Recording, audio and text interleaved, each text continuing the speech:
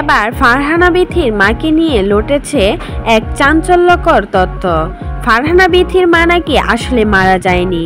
পরকীয়া করে ফারহানা বিথির বাবাকে ফেলে অন্য বেটার হাত ধরে পালিয়ে গেছে ফারহানা বিথির বাবা।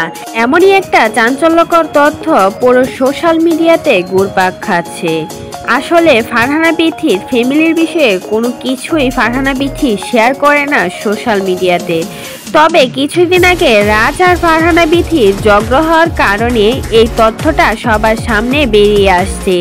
ফারহানা বিথির মা আসলে মারা যায়নি, বড়লোক বেটার হাত ধরে পালিয়ে গেছে ফারহানা বিথির মা। ফারহানা বিথি যখন অনেক ছোট ছিল তখনই তার মা ফারহানা বিথি আর তার বাবাকে ফেলে রেখে ওই বেটার হাত ধরে চলে গেছে।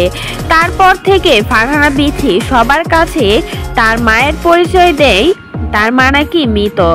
যে মা নিজের সন্তানকে ফেলে অন্য বেটার হাত ধরে পালিয়ে যেতে পারে সেই মা মৃত হওয়ার থেকে কম কিছু নয়। তারপর থেকে ফারহানা বিথি তার মার নামে সবসময় মৃত ঘোষণা করে। আর শোনা যাচ্ছে ফারহানার বিথির বাবাও বিয়ে করেছিল। ফারহানা বিথির মা চলে যাওয়ার পর একটা বিয়ে করেছিলেন, সেই মহিলাও নাকি চলে গেছে ফারহানা বিথির বাবাকে রেখে।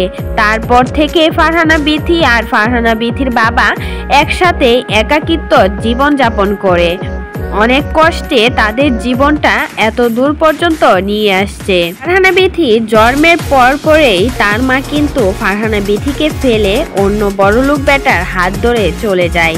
সেই থেকে ফারহানা বিথি কখনো মায়ের পরিচয় দেয়নি কারুর কাছে। সবার কাছে মাকে মৃত ঘোষণা করত সব সময়। সবার কাছে বলতো আমার মা আমাকে ছোট রেখেই মারা গেছে, অথচ বড়লোক বেটার হাত ধরে পালিয়ে গেছিল।